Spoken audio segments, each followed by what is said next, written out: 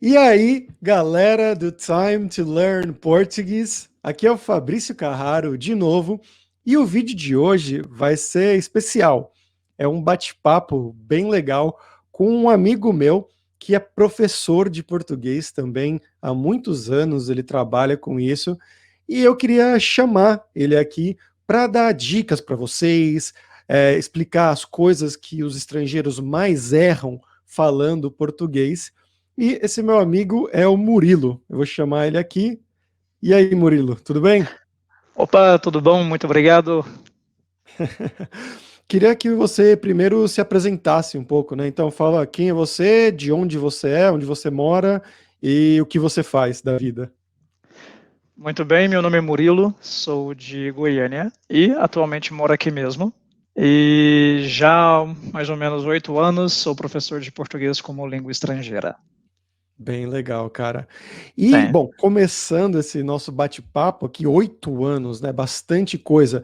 Você fez tudo isso online ou você dá aulas privadas também pessoalmente? Sempre online. A minha modalidade sempre foi online, então não tenho, tenho zero experiência com sala de aula. É mais fácil, você acha?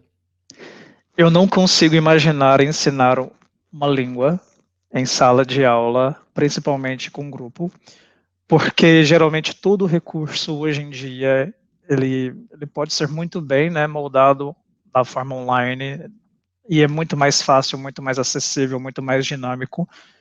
Então eu acho que sim, eu acho que seja mais fácil. Entendi. E uma pergunta que é muito comum, né? Eu queria saber de onde são a maior parte dos seus alunos? São de países que falam espanhol? São da Europa, dos Estados Unidos? Como é que funciona isso? Bem legal essa pergunta. Olha, eu vou ser bem honesto. Depende muito. Eu já passei, como 8 anos, já passei por várias etapas, dependendo até do seu preço, né, que Uhum. você cobra, você vai ter estilos de estudantes diferentes. Hoje, atualmente, a maioria pesante, 90%, é de pessoas que vêm de países de língua inglesa, Uhum. principalmente Estados Unidos e Inglaterra. Nossa, surpreendente, né? A gente imagina que pelo espanhol ser uma língua mais próxima, o italiano talvez seria Sim. mais desses lugares, né? Mas não. Sim, antigamente, quando eu comecei, o meu preço era um preço mais acessível, vamos dizer assim. Realmente eu tinha estudantes de vários países da América Latina, também da Espanha, França, Grécia, África, o Uhum. continente africano, mas hoje está mais concentrado nos países de língua inglesa. Interessante, legal. Mas eu imagino que tem uma diferença de você ensinar português para alguém que fala espanhol, por exemplo, e ensinar para alguém que fala inglês como língua nativa, né? Sim, sim, muita diferença. São dois mundos. Tem que ser tratado como dois mundos. Mas é bem interessante que, principalmente do lado dos estudantes americanos, muitos já vêm com uma bagagem do espanhol.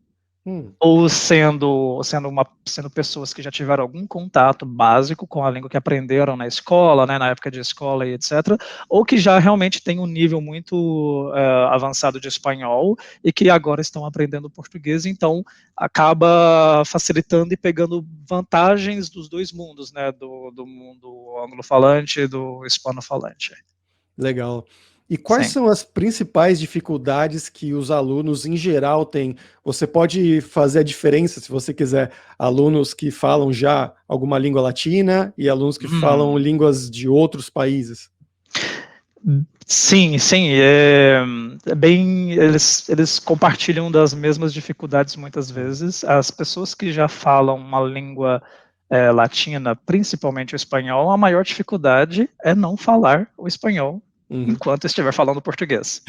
Eles têm essa tendência de achar que, por ser línguas muito parecidas, que a todo tempo eles podem ficar relaxados e simplesmente usar o espanhol como um refúgio. Né? Uhum. Então, trabalhar para não falar o portunhol é uma das coisas, assim, na verdade, mais difíceis, né? Que leva muito tempo. A pessoa que já vem somente com aquela língua nativa em inglês, ou mesmo o alemão, que não tem uma língua latina como de antes de bagagem, Geralmente a dificuldade maior é entender a lógica da língua em questões de estrutura, gramática, entender esse mundo de conjugações de tempos verbais, por exemplo. Então é um pouco assustador para eles. Principalmente o subjuntivo, eu imagino, né? Subjuntivo, é interessante que o subjuntivo, ele sim é uma novidade, então mas uma vez que o estudante, uma vez que ele entende a lógica, o subjuntivo se torna fácil, mas eu vou te dizer que com nesses 8 anos de experiência, a questão gramatical que você ainda vê muitos erros, principalmente de estudantes ainda avançados, é a diferença básica do pretérito perfeito, pretérito imperfeito, e também dos verbos abundantes no particípio, né? Por exemplo, como quando usar preso e prendido, aceito e aceitado. Então, eles ainda têm, sim, muitas dificuldades em usar, num nível mais avançado, ainda essas duas categorias da gramática, esses tempos verbais. Eu acho que a questão do pretérito perfeito e imperfeito, para nós brasileiros, é natural e fácil, sim, mas a dos verbos abundantes é uma coisa que a gente mesmo tem problema com isso, né? Exatamente, exatamente. Então, os verbos abundantes para nós também é um grande problema, mas o pretérito perfeito e imperfeito é um pouco frustrante, porque muitas vezes a regra não se aplica. Então, se torna, precisa de muito envolvimento, muita imersão na língua para realmente ter esse senso, assim, já naturalmente. E uma outra questão que eu também acho que é uma grande dificuldade é a falta de interesse do estrangeiro de usufruir dos recursos da mídia brasileira para aprender a língua portuguesa. E, consequentemente, o português coloquial se torna um grande desafio para eles. Eu sempre digo que o português, como língua padrão, ela é muito fácil de ser aprendida para fins de comunicação. Então, um estrangeiro que quer aprender o português para se comunicar, passar a sua mensagem, ter uma conversa decente, viajar pelo Brasil, é uma língua fácil de ser aprendida em um tempo até razoavelmente, né, pequeno, curto, vamos dizer assim. Mas para você chegar àquele nível de que o estrangeiro pode conversar com a Dona Maria e o seu Zé, né, os típicos brasileiros, né, naquela forma bem natural deles, acho que seria também o outro grande desafio do estrangeiro, porque o português coloquial se difere muito do português da norma culta. Como todas as línguas, a diferença é que os brasileiros têm dificuldades de se adaptarem aos estrangeiros, de mudarem a sua forma de falar para adaptar ao estrangeiro. Então, quando eles vêm para o Brasil e caem, né, no mundo real aqui, a linguagem coloquial se torna um grande, né, um obstáculo. Sim, sim. E você entrou nesse tema agora, né, de entender, compreensão. Nisso tem também a pronúncia, né? Eu queria saber, sim, duas coisas. Primeiro, você muda a sua pronúncia para falar com os estrangeiros durante as aulas? Tem que mudar. Eu não diria mudar a pronúncia. Eu acho que não mudo minha pronúncia, eu mudo a minha entonação.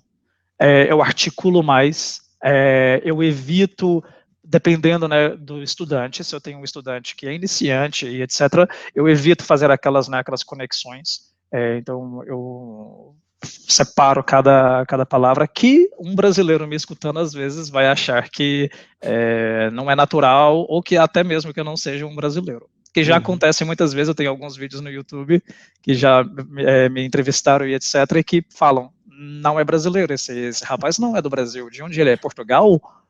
Porque você acaba acostumando isso no seu dia a dia também, porque são anos e anos fazendo essa adaptação e que acaba interferindo, sim.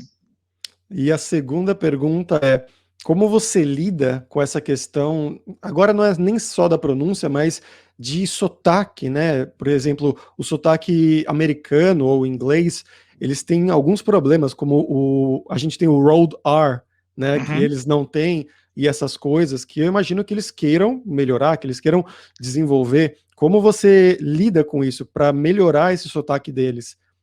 Interessante isso, porque embora os dois países tenham como língua nativa o inglês e a Inglaterra, principalmente Inglaterra e Estados Unidos, é muito interessante que o inglês, o britânico, ele consegue desenvolver uma pronúncia melhor, vamos dizer assim, no português do que o próprio americano. Porque o americano, quando está no começo, quando ele não trabalha, quando ele não investe muito no aprendizagem da pronúncia, ele pode ter uma pronúncia muito carregada, um sotaque muito carregado ao falar português. O britânico já não. Mas interessante é que os americanos sabem enrolar o R da forma brasileira, eles só não percebem isso. Quando eles falam palavras como better, Uhum. Harder e coisas assim, eles estão enrolando o R. Então, sempre quando eu vou ensinar esse R enrolado do português, eu sempre falo, olha, você, nessas palavras, duas palavras em inglês, você enrola o seu R, mas você não se dá conta disso. Então, tente trabalhar nisso, a gente faz algumas práticas orais e eles acabam vendo que é muito fácil, na verdade, enrolar o R. Perfeito, muito interessante, Murilo.